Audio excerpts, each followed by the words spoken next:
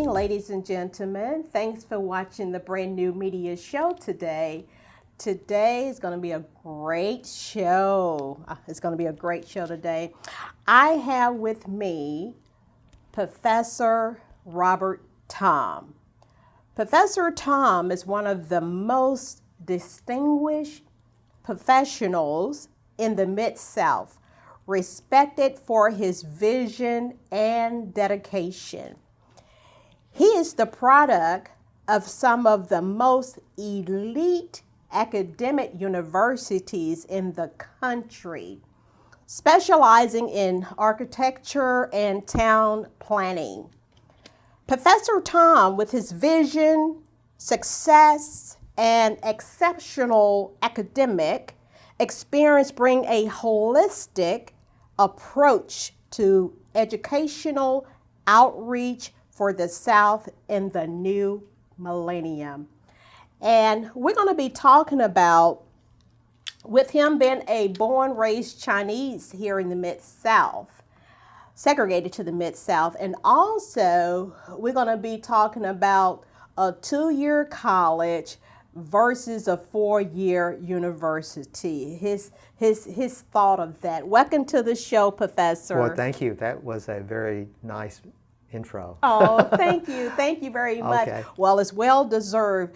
Talk about, you have several degrees. You can go elaborate a little on that. Okay. Well, first of all, I teach at Southwest Tennessee Community College. I'm the program coordinator of the Architectural Engineering Technology program there. It's a two-year program for civil construction and architectural design is the two concentrations.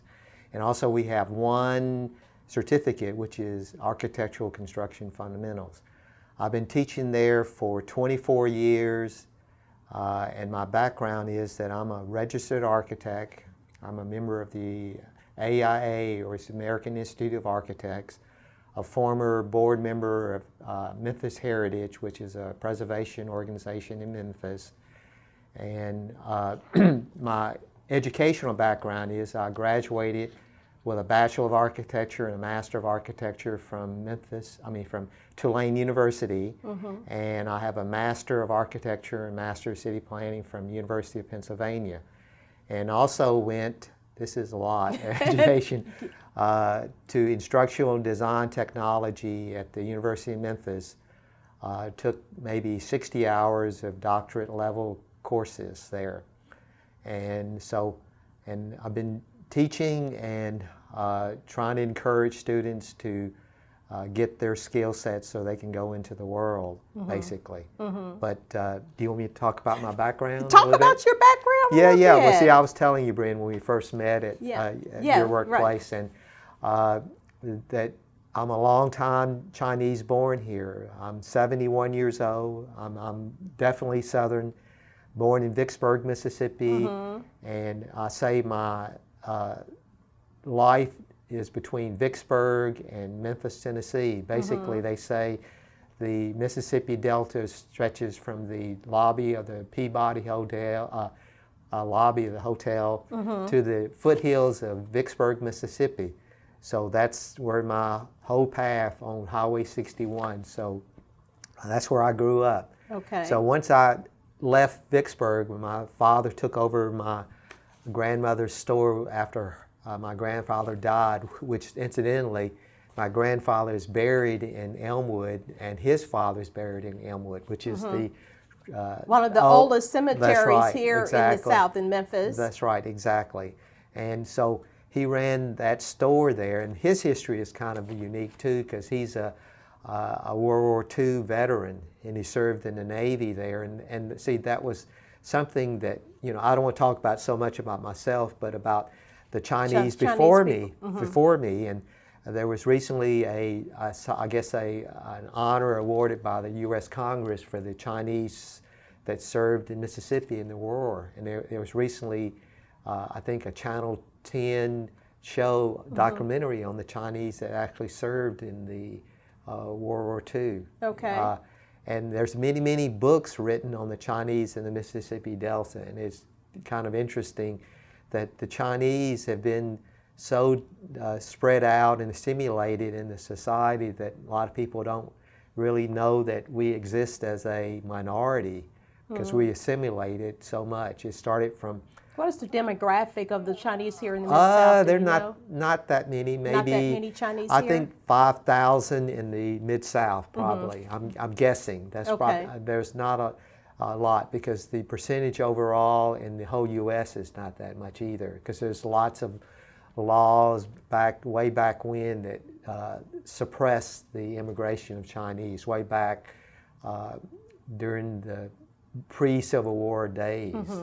And so it's historically the Chinese, when they first came here, they came from 4 counties in Asia, in South China. They called it in Chinese, say yup. It was Say 4 ya. Say yup. Say yup. Say yup. 4 means, and see, say, and that's actually an unlucky word. Chinese do not like the number 4. Oh, really? Because it also means death. Death. The So number 4 means death? The word sound, so you can say it in 2 different ways. Okay. Say means death. Also, say means 4. Okay. So it can have double meaning. So Okay. that's why Chinese don't like 4. 4, okay. Written. And lucky would be 8, number 8 number, because it's kind of an infinity number. Okay. Is it upside down? But the Chinese came, just how my heritage came about is how they started in the South. They started actually after the Civil War when the plantation owners, they still own plantations, wanted to hire workers. So they hired Italians and Chinese. I don't know if you knew that. No, I They didn't know came that. to the plantations to work, and it's just interesting. I talked to an Italian who was born here in Memphis, and he said that his history is very similar to the Chinese history. That the original people came over as plantation workers. Then they migrated to grocery stores, and the grocery stores were all in South Memphis. Can you believe that? No. In South Memphis, and the Chinese also had grocery stores in South Memphis and in the segregated neighborhoods. And that's the way I grew up. I grew up like in Hollandale, Mississippi, and it was in, they say, the segregated neighborhoods. There was the across the tracks, right? You had the across the tracks where the black neighborhoods were, and on the other side was the white neighborhoods. And my grocery store was in the black neighborhoods. Okay. So, and that's the way I grew up, in the black neighborhoods. And we served on Friday and Saturday nights the black workers that worked on the plantations. And it was the blues. I heard the blues every night because they had what they called blue front. Okay. And it was where I guess the juke joints and all the beer That was was served. down in Vicksburg, Mississippi? No, that was in Hollandale. Hollandale, Mississippi. Yeah, Hollandale. All the way 61 along the railroad tracks was blue fronts. Every little town had their blue front. Okay. I don't know if you knew that, but that's where all the blues were actually singing. This is all the Southern B.B. Kings in Clarksdale, Mississippi. And that's where they had the Blues Cafe, when they had all that. So that's when I listened when I was young, because we didn't have air conditioning, and the windows would be open, and we would listen because the blue front was only a block away from me, and we could hear the blue front sounds every Saturday night, Friday and Saturday nights at night, because the windows would be open. Yeah. So we let the air come in. So that's the way I grew up, and that's the way the culture. And see, all along 61, all the Chinese opened grocery stores along the South.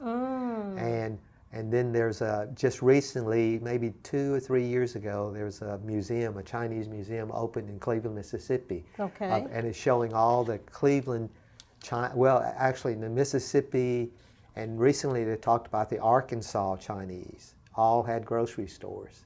So that's kind of like the history of it and how the interaction between Chinese, black, and white. Because the very first segregation was done by Chinese in Mississippi. They took it to the to the Supreme Court to get a Chinese girl into going to elementary school, and they separated because of that. They failed. They failed. Yeah, It didn't go through. It didn't go through. So they formed in Mississippi a black school, a yellow school, A yellow school. A yellow school. Can you believe Really? that? I can't That's believe right. it. That's in Greenville, Mississippi. But I was lucky when I went to school in 6 years, 1954, I went to a white school because Okay. there were certain schools that allowed Asians to go to.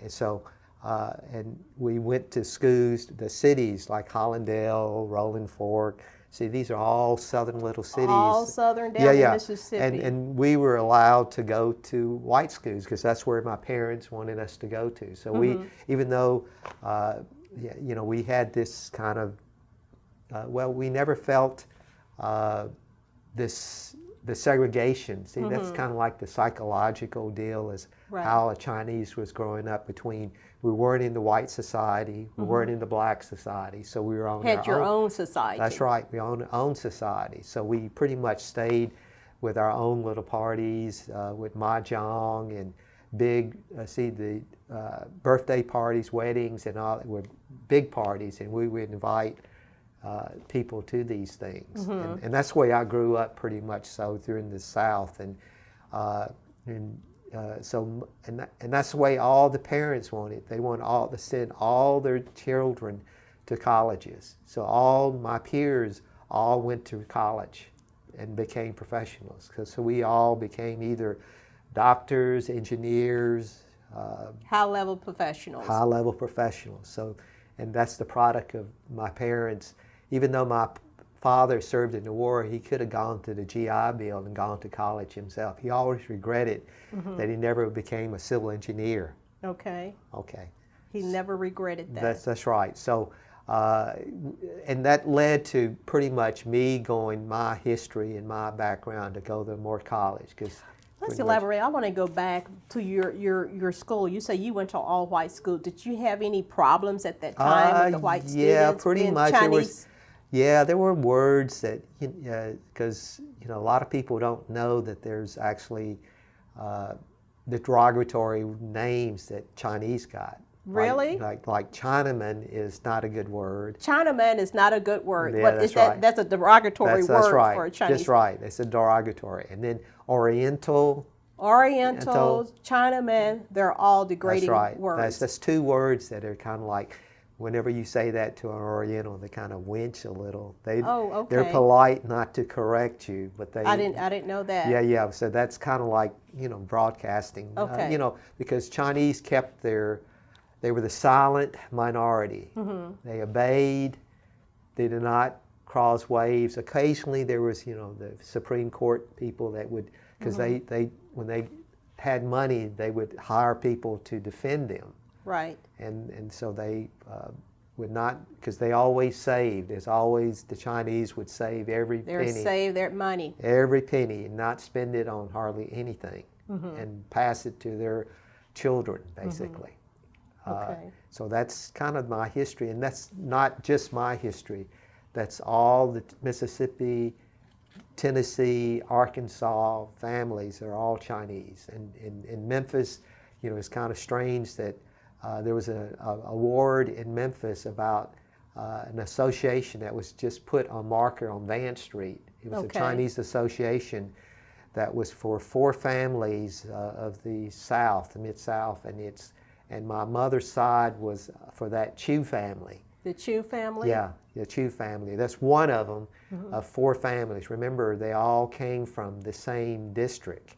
So all the Chinese that first immigrated came within the same county to Memphis and to the Mid-South, basically. Oh, okay. Yeah. Okay. So we're going to take a break, Professor Tom. We're going to take a break and we'll be right back.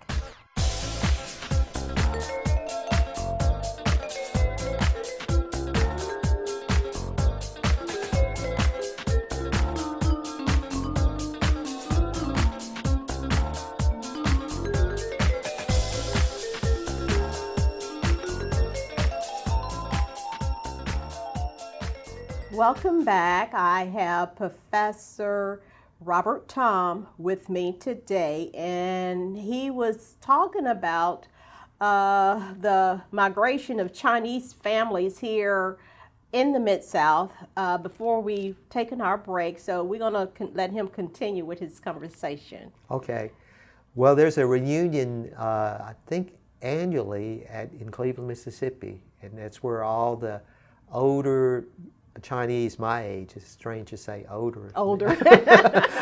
But it's in Cleveland, Mississippi, and it's at Delta State University, and they were every year they have this well, event? I think it's every other year or so. Okay. And it kind of gives stories, and there's many books written actually about the Mississippi Chinese. Actually, there's at Ole Miss, there's the very first study was about a doctoral student in sociology wrote about the Chinese in Mississippi. Okay. And since then, there were other people write about books about Mississippi. So I would recommend, if you're curious, and it's kind of funny that even at the Peabody, the Peabody owners, they have a museum about Asian. Oh, yeah? Yeah. Okay. And then I didn't know that. at University of Memphis, there's actually a Confucius Institute there. That the University of China, Memphis. University of Memphis. So the Chinese have actually have some relations, because that's why we have a panda at the zoo. So there's yes. there's actually, so there's kind of a Chinese connection, even though there's not connected to the Chinese that are already immigrated, because the Chinese they left the South, and the South, China, is where Hong Kong was more the British, and they are also different from the Northern Chinese. So that's kind of political sort of thing, that we don't have any ties to the Chinese culture there now. It's only to the Southern Chinese. The Southern Chinese. Yeah, where most of them, remember I said Say Yup is the 4 counties, and my family was from Toisan, my father. Professor, you know, I also forgot to mention you are a certified yoga teacher also. Wow. I forgot to mention that. Yeah, I'm on Instagram, and you looked me up. I know. I was overwhelmed of all of the photos and your videos that you have out on your yoga. I mean, you can take your leg and put it behind your neck. Not quite. I was like, wow, this I is have amazing. done that, but Yeah. I love all of your pictures and your things that you have on your Instagram. Yeah, well, see, that's, to me, yoga is kind of the fountain of youth. And I would recommend for all seniors to do yoga, because you can get flexibility, strength, and balance. And I've been doing yoga since only 11 years, actually. 11 years. 11 years, so that's not a lot of doing, but, progressed. I was certified maybe 5 or 6 years, never taught, but it's all kind of learning internally of what you wanted to teach, and that's part of my thinking is so just every because, morning you do your well, it's stretching, because you feel good when you can move easily, and also you can tell difference in balance and strength every day, and it's knowing where your muscles are tight and where they're loose and where you need to work on, because everyone goes into these patterns that makes your muscles freeze in certain positions, and you need to stretch it, because it's lots of people are unaware of unbalances in their body, and that's the way yoga is balancing your body strengths. Thanks for asking about that. Yeah, that's kind of a. I want to start doing yoga. Yeah, you need to. It's good. That. I keep fit, and people look at me and say how old I am. I know you don't look your age at all. But let's go ahead and elaborate on this education. The difference between a 2-year college and a 4-year university. Right. You tell me your opinion of what you think about that. Okay, well, thank you for doing this. This is kind of somewhat promoting my college and the idea of what our colleges offer. And the idea, number one, is what's the difference between 2-year and 4-year?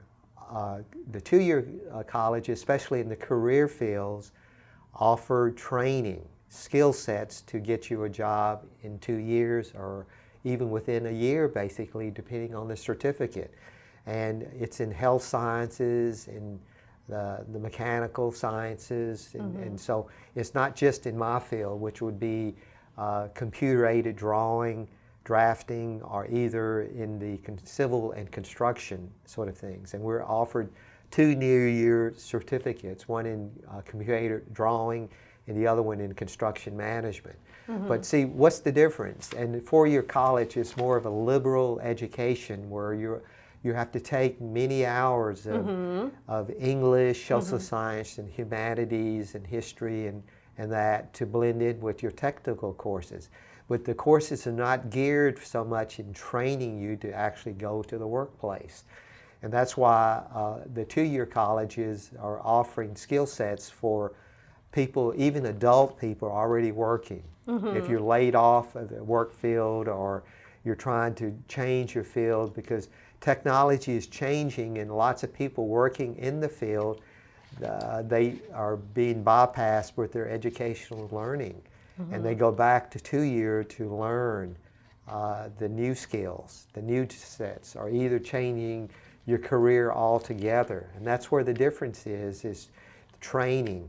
You see, even in the architectural school, and I just came from a conference in Philadelphia, and they were talking about what the architectural education is being taught is the constant idea of what is training and what is liberal arts. Because the architectural profession at one time was apprenticeship, where the architect would be trained working for someone. And it used to be you could be licensed in architecture but merely working for someone by apprenticeship. They got rid of that. And that's the way the architects used to be. And a lot of famous architects have no formal college education. They're great architects. Frank Lloyd Wright or Tado Ando was a few that are famous architects that have no formal education, and they trained themselves to be architects. So, but see, that's the whole thing is, how fast do you want to go into the field, and what parts of the field do you want to do? See, our 2-year college would train people to go into the profession to work for architects or go work for a contractor. It's a flexible field where they can go into multiple fields depending on what they are. They can open their own business. We have some plan shop people who graduated from our program. Tom Sullivan is a plan shop. I'm plugging his. And he does house planning. He's one of the largest house planning firms in the city. And he graduated from Southwest with a 2-year degree. He's formed his own business. And see, you don't have to be an architect to be drawing plans. The state allows someone under 5,000 square feet, and as long as they're not a assembly base, meaning not a restaurant or a healthcare type center. So they are allowed to design. To design. That's right. And so that's how you can become a designer without actually spending a long time to go to college, especially like 5 years to be an architectural school. So what is the advantages? It's just, to me, if you want to go into the field first, a lot of people don't even know what the field is to learn in a 2-year college to see what your skill sets would be, so you can work for someone first to see if you want to do this, instead of going to a 5-year college or 4-year college and figure out that this is not what you want. You've lost that many years of college just going there and wasting time. We have people that went to the University of Memphis, graduated with a degree, a Bachelor of Liberal Arts of some sort, of fine arts, and then come back to 2-year college to get skill sets. See? Right. I mean, it's defeating the purpose. With your vision is defeating the purpose. You more for a trained setting. Well, it's actually for the workplace. For the workplace. It's actually for someone who is unsure of what they're wanting to do, like a high school student, or for someone who is retired or has been laid off from work and they want to go to another job. I mean, we hear people like they're construction people wanting to go to form their own business, see, or either someone who has been working for someone in the construction field and they're tired of just working manually and they want to do something where they're actually in charge of their field. Okay. So, and that's what I think our certificates might give them, is the training to work for someone, to maybe apprenticeship, to internship, to go work for someone and to get their own. So, Professor, I want to ask you this. How can our students be more equipped to face the new employment realities of the new millennium, where paradigms have shifted in economics and geographics? What do you think? Exactly. Well, that's where the two-year schools come. They're offering programs that will adapt to these technologies that are adapting, especially like, see, in the construction field, the architectural field, which I'm speaking of, it's cycles of going up and down of construction cycles. So in 2010, there was a fall in the construction cycle. A lot of architectural firms laid off. A lot of construction business went out of business. So where did they go? See, that was the time period for education, to learn new technology for that downturn. Now it's up the upswing where there's demands. I have every week people asking for people to fill jobs, and there's no one to fill these positions.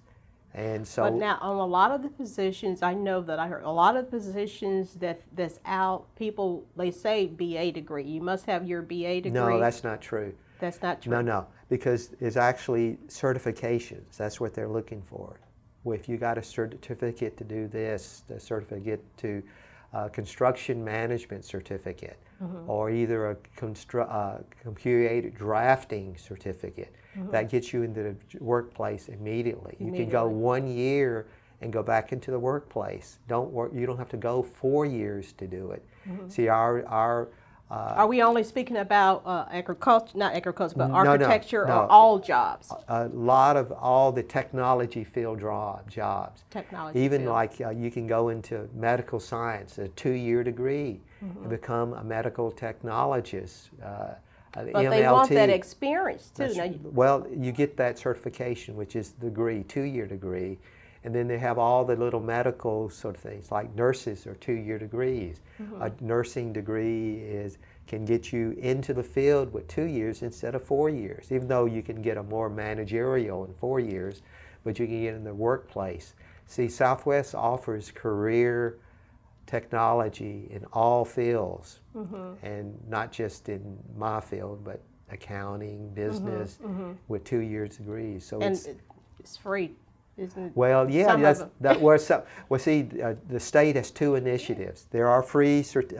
First, the state, the federal government has their Pell Grants, and they also have their financial aid. But then the state comes in at the end, where they have the Tennessee Reconnect and Tennessee Promise. See, after you've got your Pell Grants, then you can apply for the Tennessee grants that would pay for anything that doesn't pay for by the federal government. You do your FAFSA, which is your federal aid for college. Then you can apply for the Tennessee one, which would be the Tennessee Promise and the Tennessee Reconnect. And that would give you money, free money to education. Okay. So I would recommend, for if you're wanting to get jobs, free education, go to Southwest. Go to Southwest. Okay, so thank you so much. Thank you, Professor Tom, for spending time with me today. We gained a lot of knowledge from your information, and I want to thank you for watching the Brand New Media Show. My email, if you have any comments or suggestions, my email is BrenNewMedia@gmail.com. Of course, they're going to put it up so you can see it. That's BrenNew Media, MEDIA.com. BrenNewMedia@gmail.com. Thank you. Good night, everyone. Thank you, Bren.